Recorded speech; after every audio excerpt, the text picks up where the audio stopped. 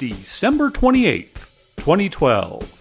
From El Cajon, California, this is episode 9 of You Can Bet on That. Hi everybody, welcome once again to You Can Bet on That, a podcast for the recreational gambler. I am Mark Duvall. Once again, I'm here with Dr. Mike. Hello. So the microphone looks good. When you talk, everybody can hear you. All right, good. Oh, the last episode, we got about 20 minutes into the podcast, and I realized that the microphone settings were wrong. We were inadvertently using just the internal mic on the laptop. So the quality was bad, and since the laptop was right in front of me, you could hear, I was like, blasting. Right. And then when you would talk, nothing. Couldn't hear a thing. And I tried to recover it, and it was just unusable. So we had to start over. And of course, the first take was the best. But it was probably the best podcast we'd done because we were funny and we were, back and forth and a lot of good information. And then we started again. It's like, okay, what did we say the first time? And it wasn't spontaneous, and it was, right. It was a disaster. So everything looks good. Not that we've got the best audio quality anyway, but we do have a good microphone. So it's better than just the internal mic. So I guess we're good to go here. When I was editing the last episode, especially, it occurred to me that on these podcasts, we might be coming across as shills for Caesars Entertainment. Because we're always going on about... Which is so far from the truth. It really is. Here's the reason why we keep going on about Caesars Entertainment and Total Rewards. Number one, the biggest reason is because there's a Harrah's close to us. Right, exactly. That's the biggest reason. Right. So we go there, and, we go there because when we, build up comps by playing there, we can carry them over to Las Vegas. Right. We can use them in Las Vegas. That's not true for any of the other casinos around here, any of the tribal casinos. They're not affiliated with... Well, they're independent. They're single casinos. Right. That's number one. Number two, even if they weren't associated, even if we couldn't transfer them to Las Vegas, they still comp us way better than any of the casinos. Oh, way close to us better. here. It's not even close. It is not even close, and we've talked about this before. And that's why, my loyalty is to the casino that treats me the best. Mm-hmm. And that's why we talk about Harrah's, because they treat us the best. If it wouldn't matter, if all of a sudden Barona started giving me all kinds of freebies and stuff, I'd be going to Barona. It's closer to my house. Way closer to me. And, Gosh. It'd be less of a drive, and I'd get home earlier, and, all kinds of reasons to go, but they don't give you anything. So I know going in that I'm going to have winning nights and losing nights. It's just nice that even if I have a losing night, I've got some comp money that I could buy things with and do stuff with. Yep. So. And I'll tell you, there are a lot of, aside from the comps, there are a lot of more reasons to go to the closer casinos to us. Right. Now, Mike mentioned Barona. Barona's, I think, the closest to sure. us, certainly close to me. They've got 5 times odds on the craps table, whereas Harrah's only has 3, 4, 5. Which can be good and bad. Sure. They've got better blackjack. They've consistently got good blackjack. Right. And they've certainly got video. Well, here's why I wanted to bring it up. We're going to talk right now about things we don't like about Caesars properties. Okay. And I'll start off by saying I've got a few things. Barona has pretty good pay tables for their video poker. Right. Caesars does not. Yeah. They pay their jacks or better machines are 8.5, and for those not familiar with video poker, what that means is they pay 8 coins for a full house and 5 coins for a flush. You call those 8.5 machines. And normally what you want to try to find are the 9.6 full pay jacks or better. Right. And Harrah's is just 8.5. And even when we were in Vegas, at Caesars, we went into the high limit room. Right. That was a $5 machine. $5 machine. And sometimes when you move up in limits, the pay tables improve. But not Caesars. They were still 8.5 all of them, right? And they also don't give you as good a rating on video poker. Mm. So, which is understandable. I think that's typical for all casinos. Typical. But, with the 8.5, you think they'd give you as good a rating as a slot machine. Yeah. So, we're talking about Barona. Barona has better pay tables for video poker. Now, Sequan, another casino close to us, I think they're also 5 times odds on craps. I believe so. Correct me if I'm wrong, because your dad has been out there. But yeah. And Viejas, another casino by us, they have a craps game that's dealt from a shoe. Right. Where they actually use up cards. So it's not, the odds are not true craps odds. And if you're playing on the don't with like full odds, what they offer 10 times odds on that game, you actually have an edge over the house, right? Because of these discarded cards.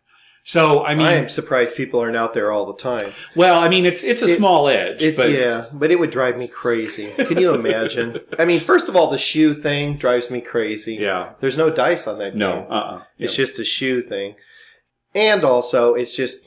It's at a sit-down table. Yes. They deal it like kind of like a blackjack table. Yeah. It just doesn't have the feel of craps. Right. So, yeah. But these are all reasons why, places that are better than Harrah's, at least as far as the rules go. Right. But again, the reason we keep going back to Harrah's is for the comps.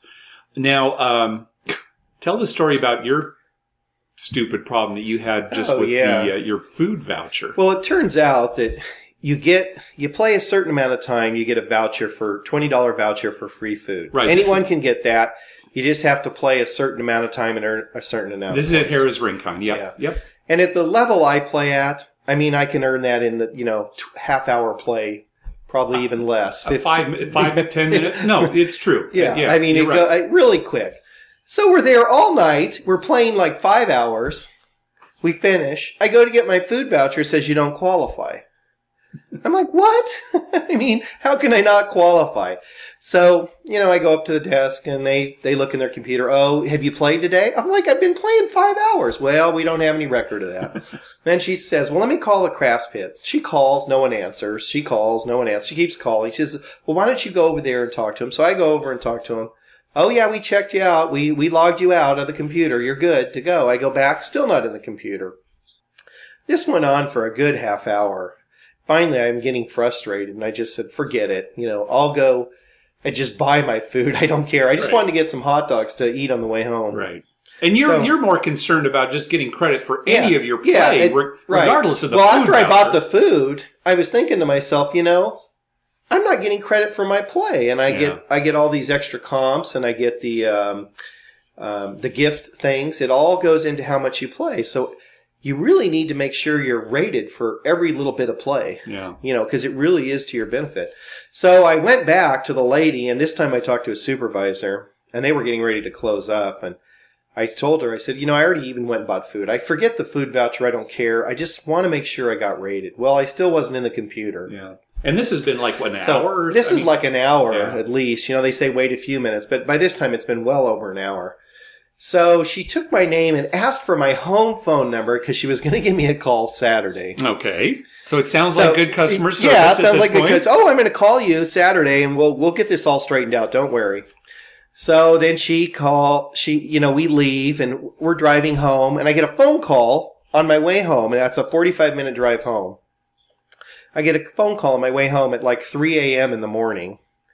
And it's my wife saying, is everything okay? And I'm like, yeah, why? And she said, well, I just got a call from Harrah's Rincon. And the lady said, is Mike there? And Lynn said, no, he's not. And she said, okay, I'll call him tomorrow. And hung up. I mean, so you told her, no, call me on my home phone. Yeah, well, she asked, is this your home or cell? I said, no, it's my home because I'm going to be home all day Saturday. And, I'm going to be doing stuff. I won't have my cell phone in my pocket. Just call my home phone because someone will pick it up. Yeah, so anyway, then had to explain to my wife why a woman at 3 a.m. was calling my house from Harrah's Rincon and not leaving any information. What is it about the table games? Now, we've talked about this before. I've, played for, say, 5 hours a certain way. I'm pretty consistent in the way that I play. Right. And maybe I'll get, like 600 tier credits. Like, oh, pretty good. I'll go the next week, play the same amount of time, play exactly the same, and get like 150. Yeah, it makes no sense. It's got to be the people rating. Well, the following week, so then the lady, she never called on Saturday. Right, right. Then she never called on Saturday. So my wife's like, well, you should complain when you go back. And I said, well, I'll see what happens this next week. So the following week I go back, play again, go up to get my food voucher and says, I haven't played. And I went through the same rigmarole. And by this point I'm getting a little peeved. So I went back to the craps and I told the guy, did you clock me out? Am I out of the computer so it'll register? And he said, yes, but a supervisor needs to authorize this because you play so much and you earn so many points, and I guess there's a certain point value that they just don't trust the regular pit boss. Yeah. They need a supervisor to actually sign off on it. Okay, so then that solved everything. The supervisor came over, signed off on it. It went in the computer almost instantaneously. I was able to get my food voucher and got all my credits and stuff. So that's the thing we learned, because I don't play as much as you do, so I get credited probably right away. But when it's a big player like you, they need somebody a has supervisor to okay it, I guess. All right. Well, at least so we found out what the problem was. Yeah. But what a hassle. I mean, and it and it's still the lady calling at 3 a.m. at my home. That's unbelievable. All right. So the last thing I wanted to mention during our Caesars bashing segment, when you remember when we were in Vegas, we were playing at Caesars. And Mike makes a lot of prop bets, like horn bets, that kind of thing, on the come-out roll, what have you. We walked over to Harrah's, and for whatever reason, their prop bets don't pay the same. They pay worse. Right. It's like, it's like 30 to 1 at Caesars, and then it's like 29 to 1 for like a hop on the 12. We're betting on the 12, something like that. It's the strip payoff versus the downtown payoff is how some people refer to it. But wouldn't you think the same company would have the same payouts at all their tables? Just to make it easy for their staff. Well, there was a pit boss at Harrah's who heard us talking about it. He said, yeah, I used, when I transferred over here to Harrah's, I had to relearn, all the payouts. Because you get used to, especially the dealers, they get used to, okay, you've got a horn for, $4 versus $5. How much does that pay? Or a world bet, what's that going to pay? $20. They know it already. They don't have to go through the math in their head. Right. I mean, as much as I play, I still go through the math in my head every time something comes up. But they deal so often and so much that they already know that if somebody makes, a $12 horn bet, they already know what it's going to pay. Yeah. So when they go to, when the odds change, then it kind of screws them up. But, and I want to make one quick point. I don't really want to bash Harrah's or Caesars properties too much. No. Because they give us a ton of stuff. Yeah. I just want to make it clear that for this podcast, we're getting nothing from them. Right. But they are not our sponsors. Right. But the thing about it is they do treat us well and they give us a lot of extra comps. That's why we keep And that's why we go there. Yep. And that's what makes us happy. Yeah. So. Yeah. All right. So, having said all that, let's talk about something related to Caesars Entertainment. You're good. I couldn't wait. Last week, or last episode, rather, Mike was wondering where the 7 stars level, where the name came from. We were talking about total reward levels. They have gold, platinum, diamond, and then their highest level is 7 stars. Why? Where did that come from? Why isn't it following that, precious metal trend there? And the pit, we asked the pit at Harrah's, and they said that it's based on the original Harrah's logo that had 7 stars. It had 7 stars above the name Harrah's, Okay. and I seem to remember that logo having 3 small stars and then a big star in the middle, and then 3 small stars. Right. And there was 7 stars. So that's where 7 stars. Yeah. So makes sense. I mean, I don't know if he's bullshitting us, but yeah. Well, I mean, he came up with the answer pretty quickly. He knew it real quick. Yeah. So it must be. It's probably right. Yeah. All right, let's move on to our poker home game segment this episode. Instead of talking about a specific poker home game, I thought we'd talk about high-low declare games. Now, there are plenty of poker games, even played in casinos, where the high hand splits the pot with the low hand. Omaha 8, Stud 8. But in home games, often you will play a game where you need to declare whether you're going for the high half of the pot or the low half of the pot, or for both. And we call those high-low declare games. Now, the way that we play it at our home game, you're supposed to declare secretly. So the way that we do it is when it comes time to declare whether you're going high or low at the end, every player who's still in takes 3 chips, just 3 chips underneath the table, and then secretly puts 1, 2, or 3 chips in his fist. 1 chip would represent that he's going low. 2 chips would mean he's going high, and 3 chips would mean he's going both ways. Secretly puts 1, 2, or 3 chips in his fist, brings his fist up above the table, and then when everybody's fist is above the table, they reveal. They open their fists, and however many chips in their hand indicates which way they're going. Sounds very simple and not confusing at all. Here's where it does get kind of confusing too. We've got a player who plays at our home game who plays in a different home game where instead they do 0, 1, or 2 chips. Yeah. 0 chips for low, 1 chip for high, 2 chips for both ways. Well, anyway, regardless of how you do it, that's one way to declare which way you're going. And unlike games like Stud 8 or Omaha 8 where you have to have a qualifying hand, 8 high or lower, in a declare game, you don't. So let's say there are 4 players left in the hand, and it comes time to declare. 3 of the players declare high, and only 1 player declares low. Well, that player who declared low, he wins the low pot, regardless of what his hand is. Right. In our home game, we have a rule where, let me back up a little bit so we don't get confused. You can go both ways, typically, in these declare games. And it's like, well, how do you do that? Well, let's say you're playing a 5-card game and you've got ace, 2, 3, 4, 5. That is considered the best low in most low games. You've got like a 5 high for low. And it's also a straight. So you've got a good high hand and you've got a good low hand. So maybe in that case, you declare that you're going both ways because you think that you can win. In our home game, we have a rule where if you declare both ways, you have to win outright both ways. Right, so there's no tying. Right, so if you lose or tie, you don't get any of the pot. Right. I know there are some games where they play that way, except if you tie, you're still okay.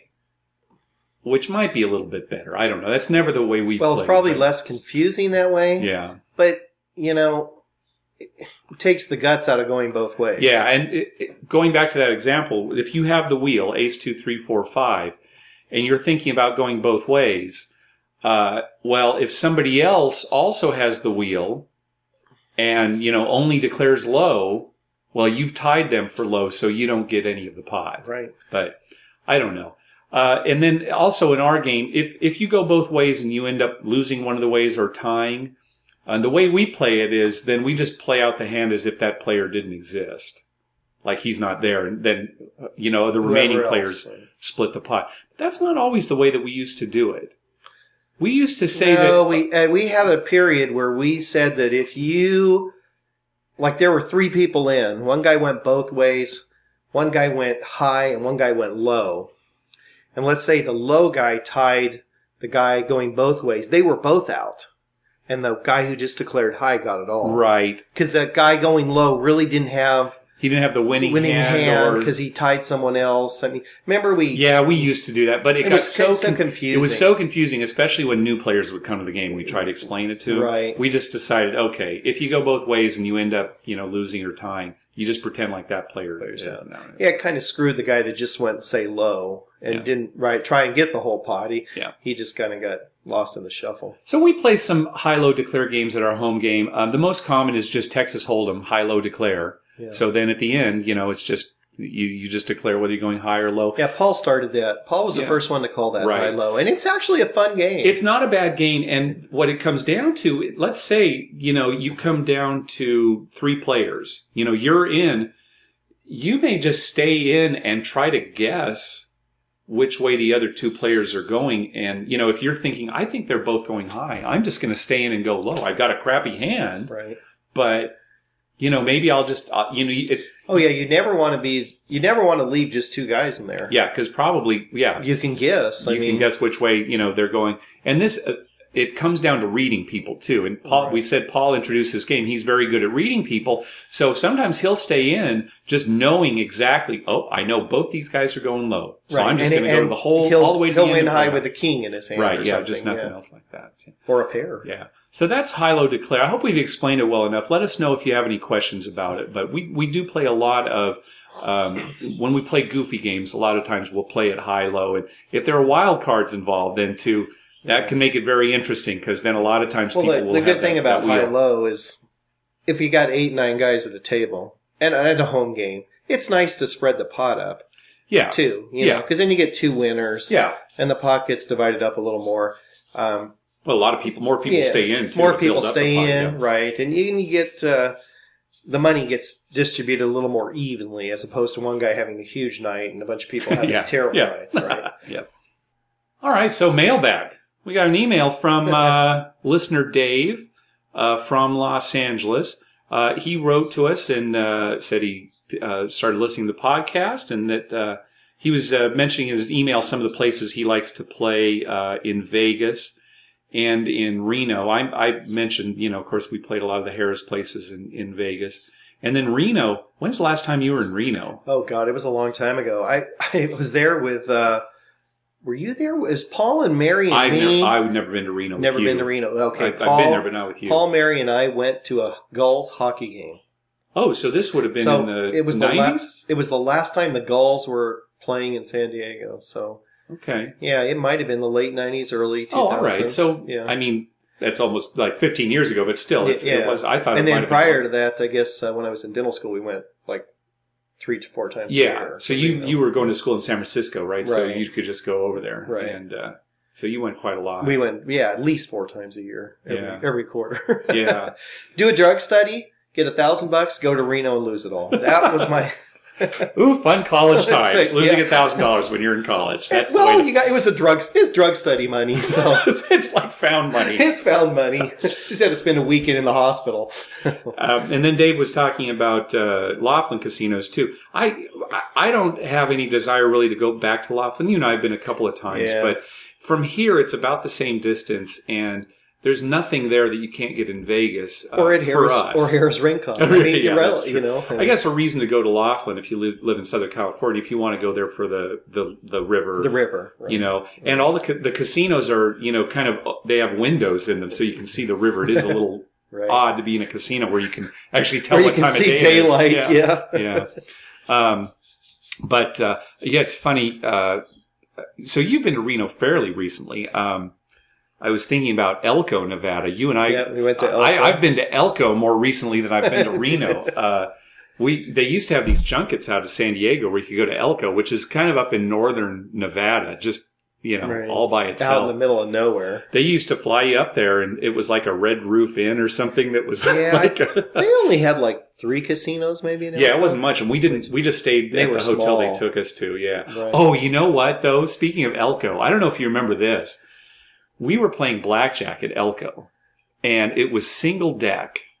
Oh, they went all the way through the deck. They went all the way through the deck. The dealer ran out of cards. In the middle of a hand, had to shuffle the deck. Yeah. Can you imagine? I remember that. He said, uh-oh, I'm going to get in trouble for this. Yeah, that didn't go over too well, I'm sure. Oh, my gosh. If he would do that every time, well, wow. Anyway. So in Dave's email, he was saying, hey, why don't you guys talk about Pai Gow?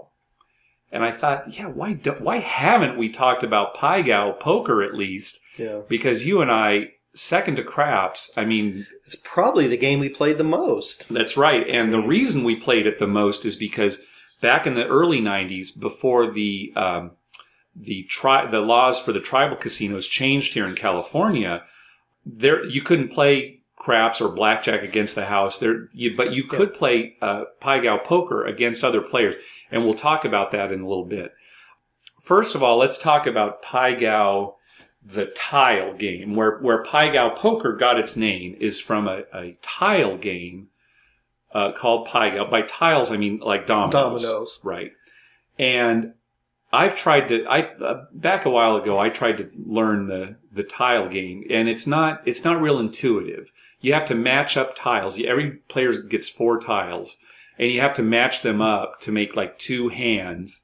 and then you play against the dealer. I'm getting a headache just hearing you talk about it. It was the thing was, some of these these domino combinations are, I guess, kind of rooted in Chinese culture, and so there are there's history about how they pair up, and it's not intuitive. You have to memorize these. You have to memorize. It makes no sense at all until you memorize it. Right. So that we won't talk about that because we don't know what we're talking about when it comes to Pai Gow tiles. But Pai Gow Poker is based on that tile game. And here's the way Pai Gow Poker works. You play against a dealer, or a banker, I should say. It's just you against the banker. So if you're at a table with 7 players, you're all playing. Each of you is playing against a banker, like in blackjack. Mm-hmm. You make your bet before you get your cards. Every player and the banker is dealt 7 cards. And as a player, what you do is you separate those cards into a 5-card poker hand and a 2-card poker hand. And the 5-card poker hand is just a regular poker hand. The 2-card poker hand is either a pair or it's not. It's either a pair or just a high card. There's no straights or flushes or anything like that. Right. And you make your 5-card poker hand and your 2-card poker hand, and you put them on designated spots on the table.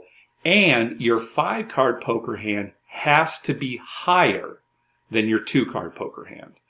That's a rule that if you break, it's called you fouled your hand and you lose your money. Right. So you can't have in your 5-card hand a pair of 3s, and in your 2-card hand a pair of 4s. Right. It'd have to be the other way around. Right. You could have 4s in the 5 and 3s in the 2. You'd be fine. Yep. The banker does the same thing with his 7 cards. Makes a 5-card poker hand and a 2-card poker hand. And then once everybody has their hands set, the hands are revealed. If both of your hands beat both of the banker's hands, you win.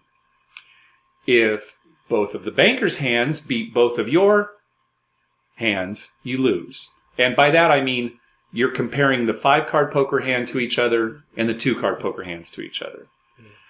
If you win, as a player you win one of the hands, say your 5-card hand is higher than the banker's 5-card hand, and you lose, your 2-card hand is lower than the banker's 2-card hand, then it's a push, just a tie.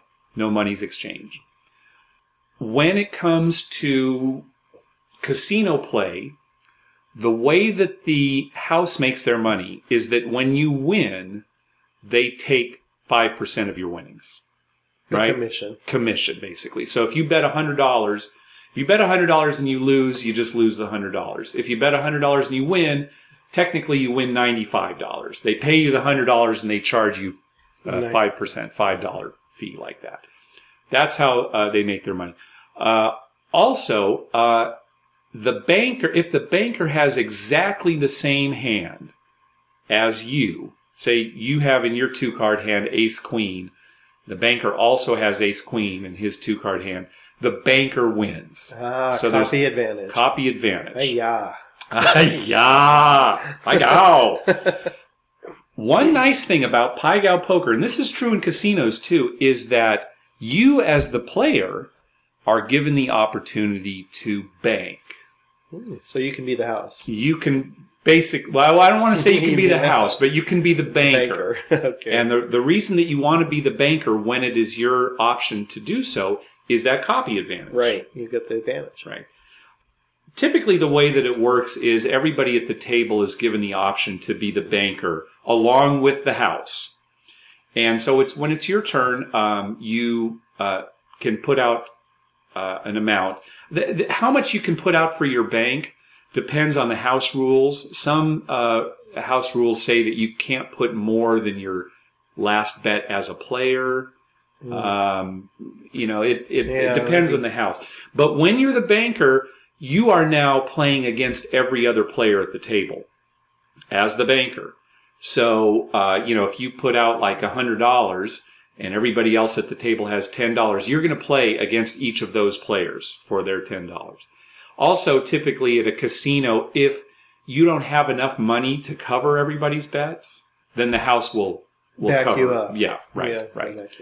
And so you always want to take advantage of being the banker when you can. All right. One thing I should have mentioned also to begin with, when you play Pai Gow Poker, there is a joker in the deck. Most casinos where you play Pai Gow Poker, that joker can be used to complete a straight, to complete a flush, or to complete a straight flush. Otherwise, it's just an ace. Yeah. That's how it goes in most casinos. In the casinos around here, and I don't know how this started, it's completely wild. Most of them, right? Or I think Harrah's Rincon is aces, straights, and aces, straights, and flushes, but some of the other ones close to us, Viejas and Sequan, the joker's completely wild. Right. That makes a huge difference. I mean, it changes the game completely. Yeah. Another rule also, and this is a stupid rule, and who knows who started this, the ace 2, 3, 4, 5 straight is considered the second highest straight in Pai Gow Poker. Apparently because it contains an ace. Yeah. So usually when you're playing poker, ace 2, 3, 4, 5 is the lowest possible straight. But in Pai Gow Poker, it's the second best possible straight. It is better than a 9, 10, Jack, Queen, King straight. Yeah, that's lower than Broadway. And that's very confusing for people. And the worst thing is when the bank has that, and you finally realize that you lost with your king high straight. Right. Now, it doesn't happen that often, to be honest. But when it's not something that they make a big deal of. And so if it does come up and burn you, yeah, it's no fun. But if you play at a Pai Gow poker table, there are a bunch of side bets that you can make too, right, that are typically really big house edge, and, you probably should avoid. But you'll get paid if you make a flush or better, or if, they usually have some jackpot thing that you throw a buck in, and if you get a royal flush or something, you win some major jackpot. Right. Let's talk about strategy a little bit. Now, the perfect strategy for playing Pai Gow Poker is way beyond the scope of our podcast here. But there are some websites that you can go to look at strategy. And I have a book that Stanford Wong wrote about 20 years ago that I think is pretty good, that talks about basic strategy for Pai Gow Poker. But typically what you want to do is, most of your hands, you're going to have a single pair. That's what your hand is going to be. You're not going to have a straight or flush. You'll just have one pair. So how do you play a one-pair hand in Pai Gow Poker? What you're going to do is you're going to keep your pair in the 5-card poker hand. Mm-hmm. And then you're going to take your next 2 highest cards, or the 2 remaining highest cards, and put that in the 2-card poker hand. So let's say you had like a pair of 4s, and you had an ace and a queen in your hand, and then just garbage for the rest of the cards. You'd keep the pair of 4s in the 5-card hand, and you'd put the ace-queen in the 2-card hand. Where it comes tricky is when you have 2 pair. Yeah, that by far is the roughest decision to make. Right. And so let's say you have, aces and kings as your 2 pair. In that case, it's easy. You keep the aces in the 5-card hand, which is a decent 5-card hand, and you put the pair of kings in your 2-card hand, which is a monster right, a great 2-card hand, right? But let's say instead your pairs are deuces and trays. Yeah. Then what do you do? Well, and a lot of times, in this case, it's going to depend on what your next 2 highest cards are. Exactly. If your next 2 highest cards were ace-king, then it'd be pretty obvious. Keep 2 pair behind. Keep 2 pair in the 5-card Put hand. ace-king on top. Yep. It's the next best thing to having a pair on top. Right, exactly. And when we talk about behind and in front, what we're saying, typically the layout is you put the 5-card hand kind of behind, closest to you, and the 2-card hand in front further away from you. Yeah. But let's say in that same example, deuces and trays. And you got 10-9. 10-9 is the best you can play. 10-9 is going to lose for the 2-card hand most every time. Yeah. Right. Yeah, right. So, and your 2 pair is probably going to win more than it's going to lose. Right. So if you're looking just to push, you'd keep the 2 pair behind. But if you really want to win the hand, you'd be better off playing 3s in the 5-card hand and 2s in your 2-card hand. Right. And you'd probably have a decent shot of winning. Yeah. More likely you're going to push, because that 3s is a little low. Right, that's low. But the 2s are really good up there. But I think you'd have more chance of winning that hand going pair is what they call it. Right. Versus 2 pair behind. Yeah. So in our example, we gave 2 extreme examples: aces and kings. Right. deuces and trays, and obviously everything in between, it's, hey, should I keep the two pair together? Should I split it up? That's where some of the strategy comes in playing this game. And some of the fun, too. I think that's why people like it, is because there's a decision to be made there that's not as obvious as, say, a basic strategy decision in blackjack. Right. Where, you've got every hand memorized for blackjack, right? And there's not a lot of different. I think another reason people like to play it, too, is that it's a fairly slow game. If you're there just to socialize and get free drinks, and you don't want to go through a lot of money, because you can take $100 to a Pai Gow table and play a long time. Because there's a lot of pushing. There are a lot of hands where you push with the dealer, so you can sit there for a long time and play. Yeah. Now, at one of the casinos by us, Viejas, they have a no commission Pai Gow, where this is how it was explained to me, because I haven't been out there, but Paul was telling us about it. I looked online too. The way that they don't charge you the 5% commission on wins. Instead, if the dealer does not qualify with an ace-high hand or better, in other words, all they've got is king-high and lower, everybody wins half their bet automatically. Now, the good part about that is that you could have a worse hand than the dealer. Say they have just king high. Right, you have jack high. You have jack high, you'll win half your bet. Right. The bad part is that usually if the dealer has king high or lower, you've beaten them anyway. Right. And now you're only going to get half your money. Bet. Yeah. Right. Yeah. So it's actually you're better off playing at a regular Pai Gow table where they take the 5% commission rather than at this game too. Also, one thing I forgot to mention too, when you bank, they're still going to take 5% commission off your wins. Right? That the casino still makes their money off that 5% commission, even when you're banking. Right. Right. But again, the reason you want to bank is to take advantage, so that you have that copy advantage. Right. Now, Mike and I, we said earlier that we probably played more Pai Gow poker than any game other than craps at the casino. And this is because in the olden days, and we're talking about like the early 90s, when casinos could not bank card games, they relied on players to bank the card games. And they played a lot of Pai Gow poker out there. So all the dealer did was deal the cards, and it was up to players to bank and be the bank for the game. And it would rotate around the table. Everybody would have the option to bank. And the way it refreshed my memory, I think it was as a player, you had to pay $1 for every $100 that you bet. Correct. It was like a fee to the casino, like you're paying the dealer $1 to deal the cards. This was not just on winning bets. This was before the hands were even dealt. Yeah. Anything up to $100, you had to pay $1, a commission. And then for each additional $100, it was another $1. So it was basically $1 for every $100 that you were betting. But the bank didn't have to pay. No, the bank did. They paid $2 regardless of how much they were risking. Is in the bank. That was it. You're right. They paid so they $2. Could have $2,000 in their bank. Right. And the interesting thing about the bank was because we were at tables that were quite big, large amounts of bets. Yeah.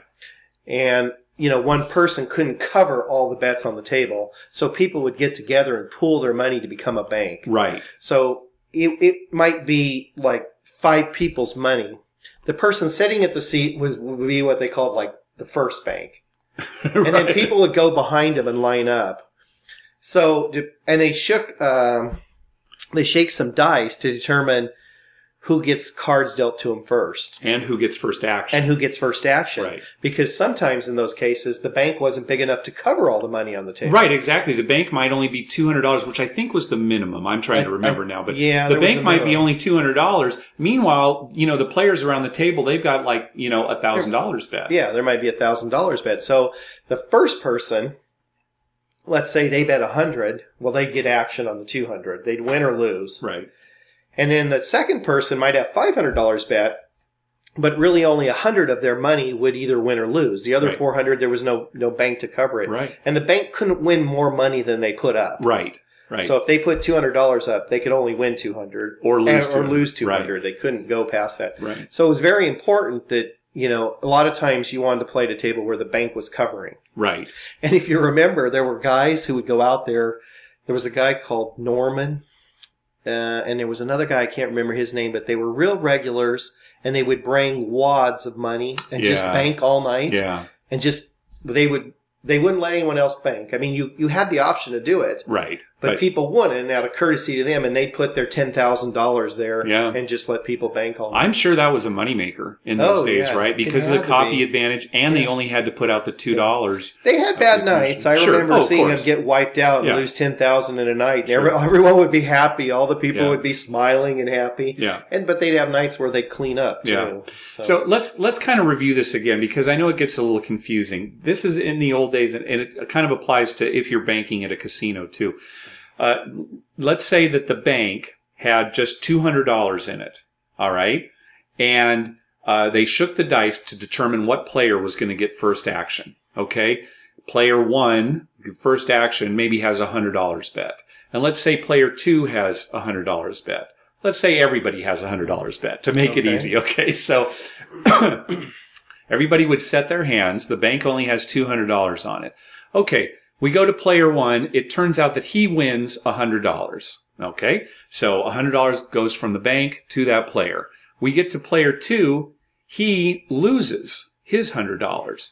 So the $100 goes to the bank. $200 has now seen action. That's how much was in the bank. Game over. Right. So the bank broke even. Right. Right? They lost one and they won one, but $200 saw action, so it was over. Yeah.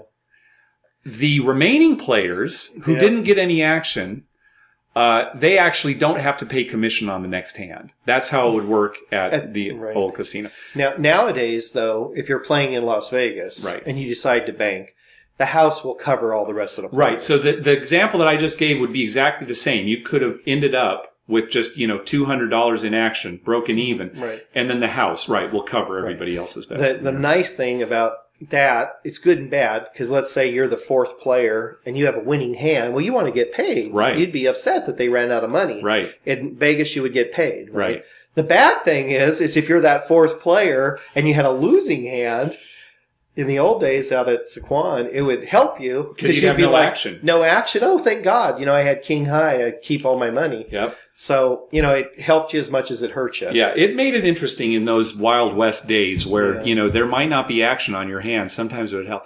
Mike and I were talking earlier, though, it really kind of was the Wild West. Oh, it was definitely wild. I don't think any cheating was going on as far as cards being exchanged and what have you, because of the dice that were being shaken. That would determine who would get what hand.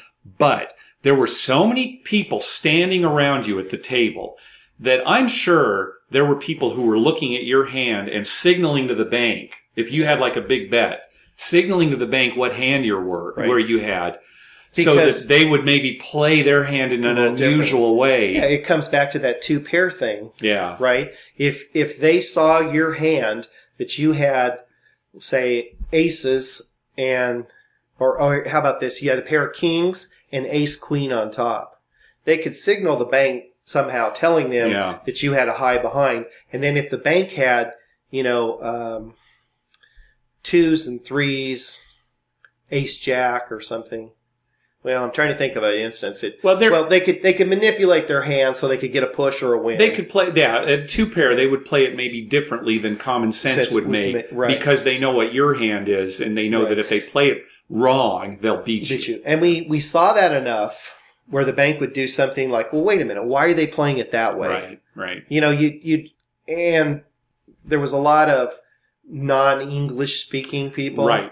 So they were Tagalog and Vietnamese, and they would be talking in their own language. So you had no idea what they were saying. And the casino would try to discourage. They try to say English only. But as far as really looking for cheating at the table, there wasn't a lot of motivation for the house to do so because they were making their money on the commission. Right. They weren't involved in the. They just didn't want fights. Right. So it was kind of fun in those days, but it was a table. If you can imagine this, it was a table with like maybe 8 players and about 25 or 30 people standing behind them. Can I make a bet on your spot? Yeah, betting with you. People betting with you. Mm-hmm. Oh, he's lucky. Let's bet with you. Right. And they'd line up their chips you might have $100 bet and there'd be somebody with $10 behind you and 15 behind, and they would call it first action, or do I get paid first, or do you get paid first? There was always arguments. So I mean, it was fun. We had some fun out there, but we had a lot of fun. It was not really regulated. We had some big, huge wins and some big, huge losses. But it was kind of the only game in town. You know, when we couldn't get away to Las Vegas. It reminded me all the time. I used to think about this all the time. It reminded me of a scene from Deer Hunter where they're playing Russian roulette and all the people around the table. I mean, it was just like that, except we were playing cards. Oh, that's a great analogy, yeah. All right, well, that's going to do it for this episode of You Can Bet On That. Don't forget to visit our website, youcanbetonthat.com, where you can check out our show notes and leave comments. And you can follow us on Twitter at You Can Bet On That.